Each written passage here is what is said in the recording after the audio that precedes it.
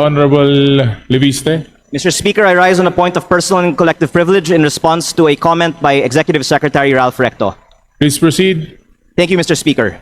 I rise on a point of personal and collective privilege matapos ako tawagin ni Executive Ralph Recto na baliw.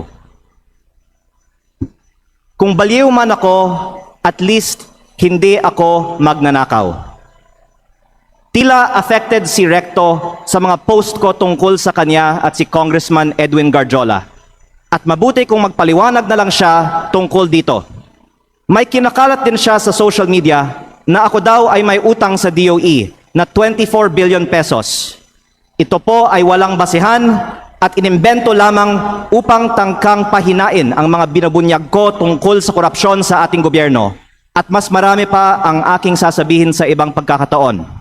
Nagsimula lang itong mga atake sa akin nang sinimulan kong imbestigahan ang DPWH sa Batangas at ang mga kumpanyang konektado kay Congressman Edwin Garjola at naging Executive Secretary si Ralph Recto. Marami rin ang nagsabi na ang pagbunyag ko nito ay hindi aking kapaki-pakinabang. Ngunit hindi ito para sa sarili ko, ito ay bahagi ng aking tungkulin bilang mambabatas at kinatawan ng unang distrito ng Batangas. At hindi ako matitinag, kaya po ako ay nananawagan na imbestigahan ang koneksyon ni Garjola kay Recto, lalo na ngayong Executive Secretary na siya, at suriin ni Pangulong Marcos kung natutulungan ni Recto si Garjola mula sa loob ng Malacanang. Dahil limitado ang oras ngayon, ilahad ko ang iba ko pang nalalaman tungkol sa mga koneksyon ni Garjola at Recto sa iba pang mga araw. Sisimulan ko lang ngayon sa isang punto. Ayon sa aking tansya at pananiliksik, mahigit 1 billion pesos ang ginastos ni Congressman Edwin Garjola para kay Vilma Santos Recto at Lucky Manzano sa iba pa nilang mga kandidato at sa sarili niya bilang first nominee ng CWS party list sa 2025 elections. Sa aking distrito, ang tansya ko ay 150 million. At ayon sa ibang mga politiko, gumastos sila ng 200 o 300 million sa kanilang distrito. Kaya sa 6 na distrito ng Batangas, sinasabi ng iba na aabot ng 2 bilyon ang ginastos ni Recto at Garjola. Lalo't mas malaki pa ang ginastos sa Lipa. Pero hindi po ko bubuksan ang mga kinatawan ng Lipa sa aking pahayag na ito. Pero sabihin na lang natin na 1 billion pesos ang ginastos ni Recto at Garjola sa 2025 elections. Noong April 16, 2025 naman, inimbita ako ni Congressman Garjola na mag-dinner sa kanyang bahay sa Punta Fuego na Sugbo sa aking distrito kasama si Secretary Recto na makikita sa mga picture na ibinahagi ko sa Facebook para hingin aking tulong para kay Vilma at Lucky. Pagkatapos, umikot ako kasama si Cong Garjola at mga tauhan ng mga Recto sa iba't ibang bayan ng aking distrito upang i-endorse ko ang V-Lucky sa mga leaders ko. Pagkatapos ng mga meeting, nakatanggap ako ng reports na may ibinigay umano na cash para ikampanya si Vilma at Lucky na galing raw kay Congressman Garjola. Tila si Congressman Garjola ang gumagastos para sa kampanya ni V-Lucky. Batay sa aking mga nakita sa aking distrito at sa mga pagpupulong at materyales kung saan ang nakalagay ay Vilma Santos Recto, Lucky Manzano at CWS party list. Ang ibang mga politiko sa Batangas ay pwede ding tumestigo na si Garjola ang gumagastos para sa mga Recto. Kahit pagkatapos ng eleksyon, ibinahagi ko din sa Facebook ang picture ng meeting ni Gov. Vilma at Secretary Ralph sa mga mayors ng Batangas sa Tagaytay Highlands noong August 15. Na ayon sa mga dumalo ay hosted by Congressman Garjola. Kung mali ang aking impormasyon, narito naman ang ibang mga kinatawan ng Batangas at pwede nilang sagutin ngayong araw na ito ang aking mga pahayag. O pwedeng magpatawag ang Kongreso ng pagdinig. At kung totoo na 1 billion pesos o mahigit pa ang ginastos ni Congressman Garjola para sa mga Recto sa nakaraang kampanya, ang susunod na tanong ay, bakit si Garjola gumastos ng mahigit 1 billion piso para sa mga Recto? Ito ba ay pagkakaibigan lang o may ginagawa ba si Ralph Recto as Cabinet Secretary of the Republic of the Philippines para makapaggastos ng ganito si Garjola? Sa aming dinner noong April 16, inalok ako ni Congressman Garjola na mag-partner sa kanya at kay Secretary Recto sa pagnenegosyo sa DPWH sa aking distrito. Sa sistema raw na ginagawa nila noon pa sa Lipa at sa ibang mga bayan. Tukuyin ang mga lugar para sa mga road opening ng DPWH. Sabihan ko daw sila pag meron akong mga nakita para makasama sila sa bilihan ng lupa.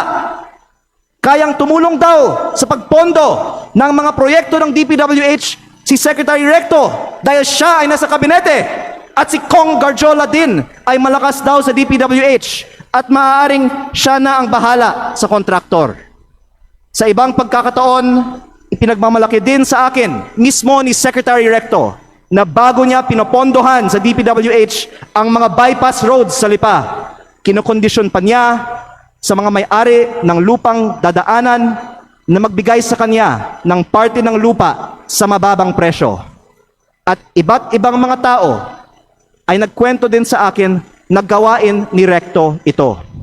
Kung lehitimo man ito, mabuti at maging transparent si Secretary Recto sa kanyang yaman. At kung ang ginagastos ni Cong Garjola para sa kampanya nila ay may kaugnayan sa pagiging kontraktor ni Garjola sa Batangas.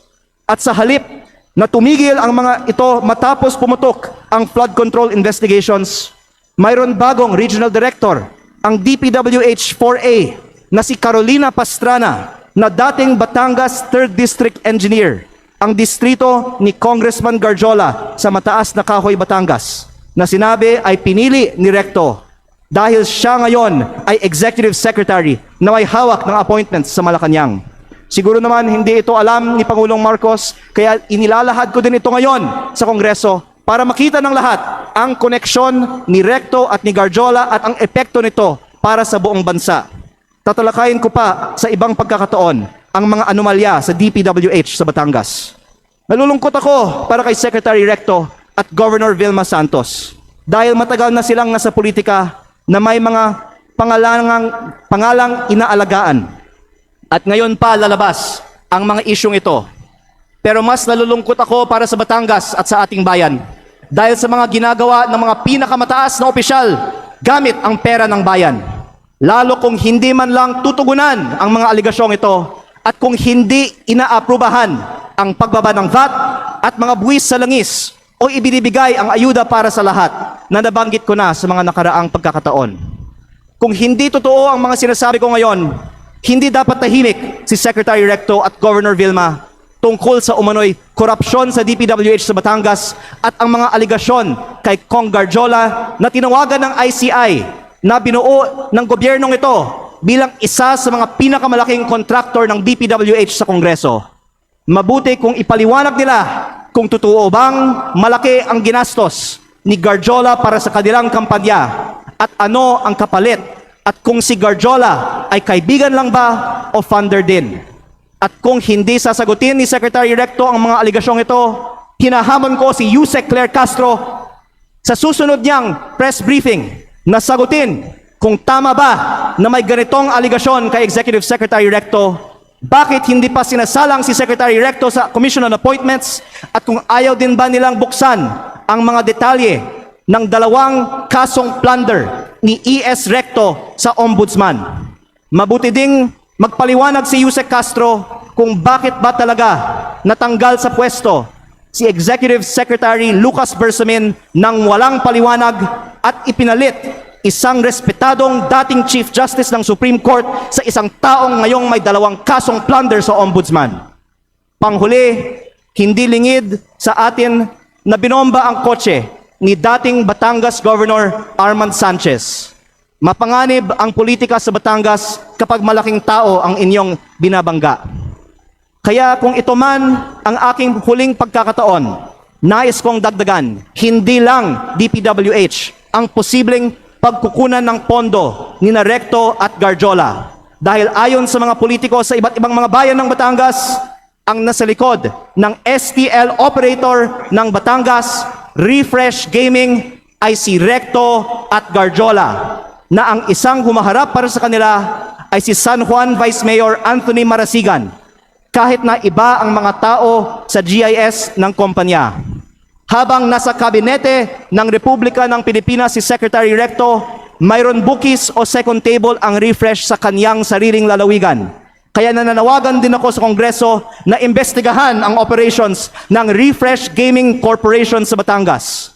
Ang mga politiko sa Batangas ay maaaring tumestigo na dahil si Governor Vilma Santos ay nasa Kapitolyo, si Executive Secretary Ralph Recto sa Malacanang, at suportado sila ni Congressman Garjola, kompleto ang makinarya para gawing negosyo ang Batangas.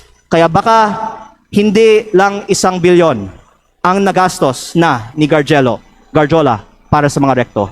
Maraming salamat po. Mr. Speaker, I can now take questions. Thank you. Mr. Speaker, Majority Leader. Mr. Speaker, we'd like to recognize the representative of Lipa, Congressman Ryan Recto. The Honorable Ryan Recto is now recognized. Please proceed. Good afternoon, everyone. No questions to be asked on my end. Mr. Speaker, I would just like to make a manifestation to set the record straight regarding the issues raised by my fellow representative from Batangas on the alleged issues that were narrated. First, while this representation recognizes the importance of legislative oversight, I believe that it is equally important that information shared in this plenary is accurately based on facts, not assumptions, not insinuations, and certainly not on incomplete information. Hindi po dapat ginagamit ang plenaryong ito upang lahat na mga haka-haka o paratang na walang sapat na basehan. On the alleged ties between Congressman Edwin Gadiola and Executive Secretary Ralph Recto, their association is purely professional, as Congressman Gadiola is also a member of the House of Representatives and a fellow Batangueño. There are no personal interests involved, but only a shared commitment to fulfill their duties to their constituents. Walang katotohanan ang mga alegasyon ni Congressman Leviste na mayroon silang may mga maanomalyang transaksyon. Fake news po yan, Mr. Speaker. This representation is not privy to the motives of my colleague from the 1st District of Batangas, but let it be known, hindi po tayo basta-basta nagpapadala sa mga inimbentong issue dahil alam po natin kung ano ang katotohanan dito. In fact, I will not stand idly by and let these so-called facts be presented as truth. Let it be a reminder that Executive Secretary Ralph Recto has served as congressman and senator for decades, representing not only Batangas, but also the broader interests of the Filipino. And same goes for Governor Vilma Santos Recto. Mr. Speaker, and to all my colleagues here and to the general public, let us just focus on the facts and let us uphold the process. And most of all, let us keep our focus on our constituents and serve them with integrity. And on the subject of VAT, pagdebatihan po natin yan dito sa Kongreso. It is not the job of the executive, but our job as legislators, and we're always open for that. Thank you, Mr. Speaker. Mr. Speaker, may I Thank respond? Majority Leader. Mr. Speaker, may I respond? Mr. Speaker, I'd like to recognize the Congressman for the 1st District of Batangas, Thank you. Congressman Leandro Please Leviste. respond. Unang-una po, ako po ay nagpapasalamat kay Congressman Recto na gusto niyang talakayin ito ng mas mahaba siguro sa Kongreso. Kaya sana magkasundo-sundo na lang tayo na magkaroon ng pagdinig sa Kongreso. Ipatawag natin ang iba nating mga kapwa Batanggenyo at sila ang pwedeng tumestigo tungkol sa mga kaugnayan ni na Secretary Recto at Congressman Garjola para hindi he said, she said at maglabas na ng mga resibo. Pangalawa, dagdagan ko din na hindi ko binanggit sa aking privilege speech kanina ang eleksyon sa Lipa, alang-alang sa aking kasamahan. Pero para may konteksto tayo sa talakayan nito, sinabi sa akin ng ibang mga politiko sa Lipa na ang di umano'y ginastos ni Congressman Garjola at ng mga Recto sa Lipa sa 2025 elections ay umabot pa ng 1 billion pesos kasama na ang napakataas na presyo para sa bilihan ng mga boto. Hindi ko po alam ang totoong nangyari.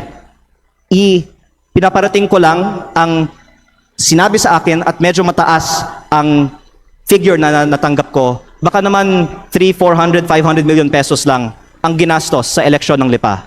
Pero gusto ko lang tanungin kung ano man ang ginastos ni Congressman Garjola para sa mga kandidato ng V-Lucky sa lungsod ng Lipa sa 2025 elections, kung 500 million man yan, o 200 million, o 100 million, ano ang kapalit ng ginastos ni Congressman Garjola para sa mga kandidato ng V-Lucky sa lungsod ng Lipa? Don't take it from me, magpatawag tayo na ng pagdinig at lahat ng mga Batanggenyo ay pwedeng sumagot sa mga testigong ito.